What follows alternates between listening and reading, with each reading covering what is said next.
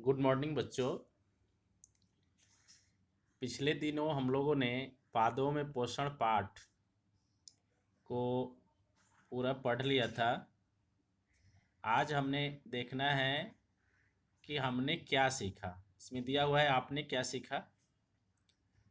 तो first point है, सभी जीवों को खाद्य की आवश्यकता होती है, भोजन की आवश्यकता होती है, जिसका उपयोग वे अपनी वृद्धि एवं शरीर के रख रखाव के लिए तथा आवश्यक ऊर्जा प्राप्ति के लिए करते हैं। ठीक है, तो हमने क्या सीखा, इन सब पॉइंट्स को आप अपनी नोटबुक में नोट कर लेंगे एक जगह। हरे पादप प्रकाश संश्लेषण प्रक्रम द्वारा अपना खाद्य स्वयं संश्लेषित करते हैं। ठीक है, दूसरा पॉइंट हो गया। फिर है, हरे पादप कार्बन डाइऑक्साइड, जल एवं खनिज जैसे सरल रासायनिक पदार्थों का उपयोग खाद्य संश्लेषण के लिए करते हैं। प्रकाश संश्लेषण के लिए क्लोरोफिल एवं सूर्य के प्रकाश अनिवार्य रूप से आवश्यक है। कार्बोहाइड्रेट जैसे जटिल रासायनिक पदार्थ प्रकाश संश्लेषण के उत्पाद हैं। ठीक है, प्रकाश संश्लेषण के प्रक्रम में क्लोरोफिल की सहायता से पत्तियों द्वारा सौर ऊर्जा का संचयन किया जाता है, यह भी ठीक है।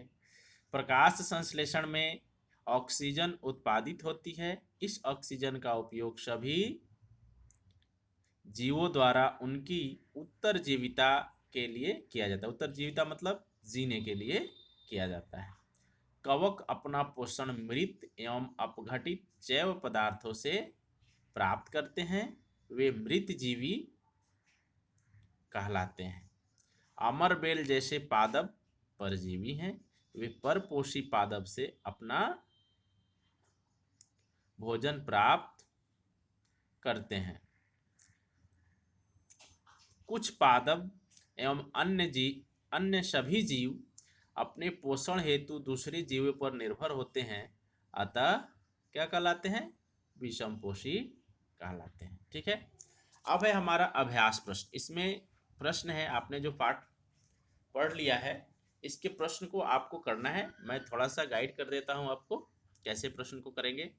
जीवों को खाद्य की आवश्यकता क्यों होती है। ठीक है, तो आप देखेंगे कि आपने क्या सीखा। इसमें फर्स्ट में ही दिया हुआ है कि सभी जीवों को खाद्य की आवश्यकता होती है, जिसका उपयोग वे अपनी वृद्धि एवं शरीर के रख रखाव के लिए तथा आवश्यक ऊर्जा प्राप्ति के लिए करते हैं। तो इसका उत्तर मिल गया आपको कि सजीवों को भोजन की आवश्यकता इसलिए होती है क्योंकि वे इसका उपयोग अपनी वृद्धि एवं शरीर के रख रखाव के लिए तथा आवश्यक ऊर्जा प्राप्ति के लिए करते हैं। ठीक है, पहले प्रश्न का उत्तर आपका हो गया।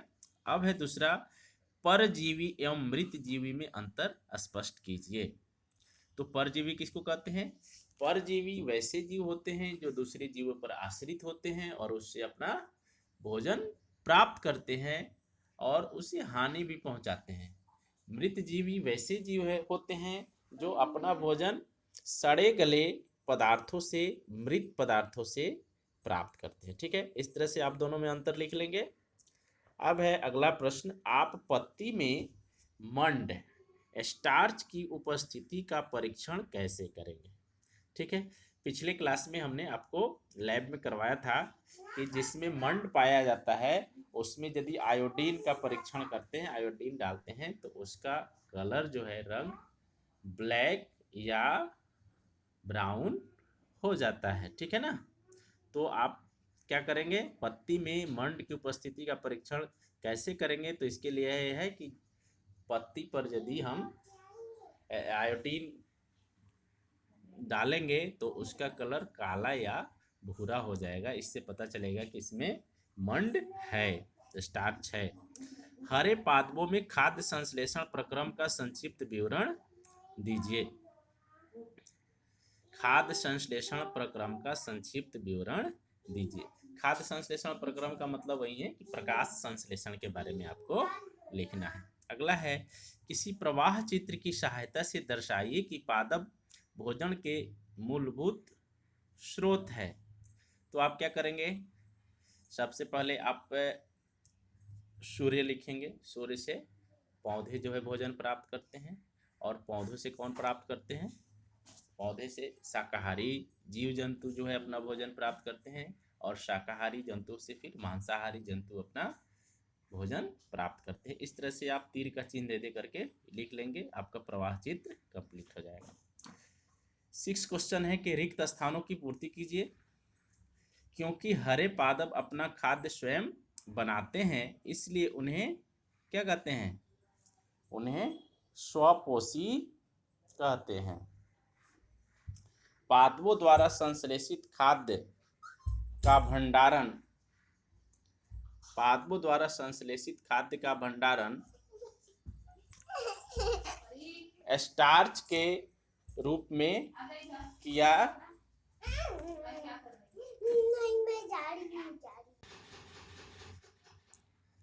आगे है पादपों द्वारा संश्लेषित खाद्य का भंडारण मंड के रूप में किया जाता है।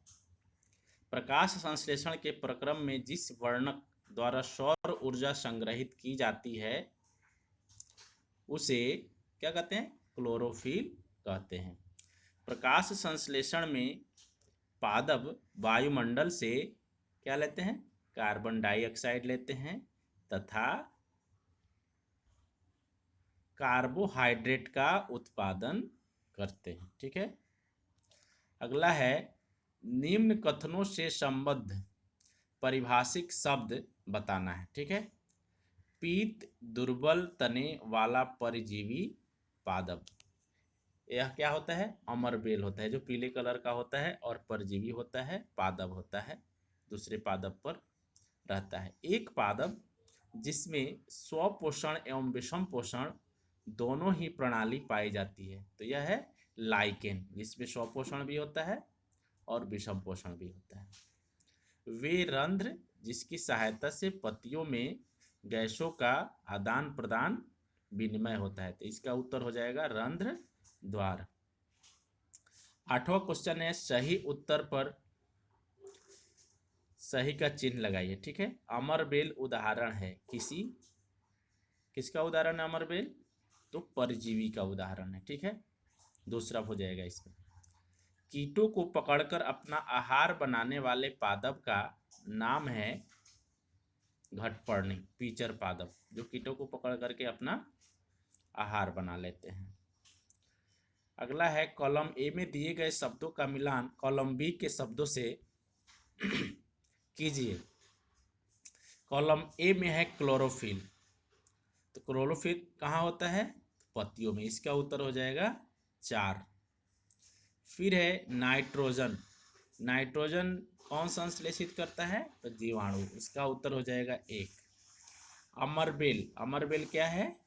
तो अमरबेल परजीवी है, इसका उत्तर हो जाएगा 5। जंतु, जंतु क्या है? परपोषित होते हैं, दूसरे पर आश्रित होते हैं, इसलिए परपोषित है। कीटभक्षी, कीटभक्षी कौन सा पौधा है? घटपर्णी पीचर प्लांट, यानी कि तीसरा है। निम्न कथनों में से सत्य एवं असत्य कथनों का चयन कीजिए। निम्न कथनों में से सत्य एवं असत्य कथनों का चयन कीजिए। प्रकाश संश्लेषण में कार्बन डाइऑक्साइड मुक्त होती है, सही है कि गलत है? ये तो गलत है, क्योंकि कार्बन डाइऑक्साइड का उपयोग किया जाता है, ऑक्सीजन मुक्त होती है, तो यह कथन असत्य हो जाएगा। अगला है ऐसे पादप जो अपना भोजन स्वयं संश्लेषित करते हैं मृत जीवी कहलाते हैं, यह भी गलत है,